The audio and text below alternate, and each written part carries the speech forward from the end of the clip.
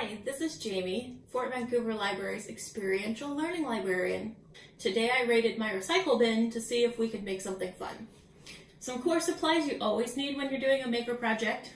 Some adhesive. Today I'm using just regular Scotch tape, and I have some blue painter's tape. If you have masking tape, that's also an excellent building material. A nice little pair of scissors, but we may not need these today. Paper towel rolls. A couple of nice lightweight boxes. Any kind of box you have that's laying around. Cereal box is really great because it's really thin, and when you break these boxes open, it's really easy to build with the materials. It's easy to cut. It's also super easy to tear, which is why I like the cereal box cardboard. And then I just have a container here. I don't know if I'm going to use this or not, but it was in my recycling, so I grabbed it. For today's marble maze, I'm going to build on this box I found. It's kind of short. I would call this a level 1 marble maze. You know, if you have other things to pile on top of it, I'd highly recommend that. To make my box a little bit taller, I'm going to lift up this flap, and then I'm just going to put one of my big books behind it. Just like that. So our goal is to make a marble maze that runs from here down the side of the box to the bottom. I've pulled off a nice long piece of tape for me so I don't have to keep pulling it off as I go.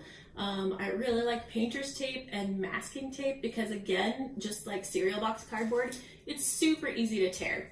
And I'm going to keep all these little scrap pieces and make my own little ball that I can then roll down my maze. What I'm going to do, I think I'm going to make this the goal at the bottom of my box. And the great thing about experiential learning and maker activities is there's no right or wrong way to do it, which is why I love it, because I always tend to do things the super hard way. I'm going to start, and I want to have some fun with my maze, so I'm definitely going to make sure it goes into the bucket, because this is the goal here. But this cardboard tube is really long, and I want to make sure it zigzags up that way. I'm just going to cut off a little bit of this. I'm not going to measure anything, because who has time for that? We need to build this marble maze. So I'm going to start a cup there. And again, I like the thin cardboard because it's easier to tear. Then I'm going to take some tape. Just going to tape it on here. Again, there's no instructions for how to build a marble maze. You make it up as you go, and that's awesome.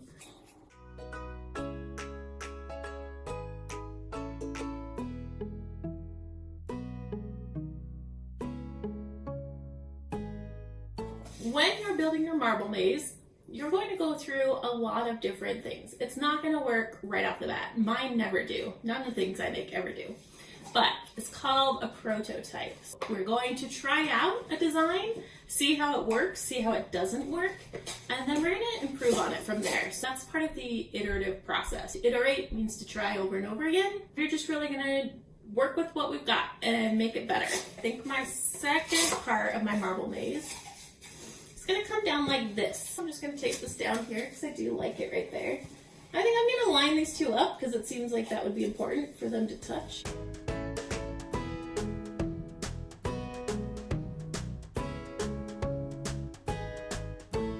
I'm going to try out my little marble here.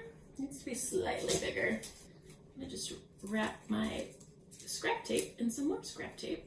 Make it kind of ball shaped. Super teeny tiny ball. So it's so small, it works anyway, which is amazing. But I think what I want to do to make sure that it does it every time, I'm going to add a little bit of my cereal box cardboard. Just put it right here just to kind of help guide it in there.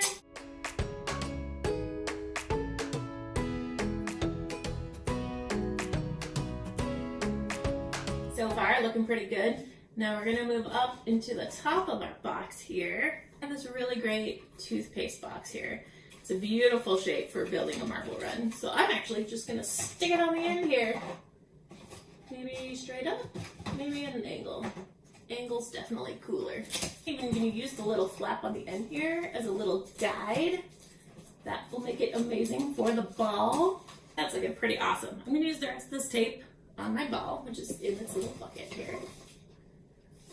Come to me. Okay.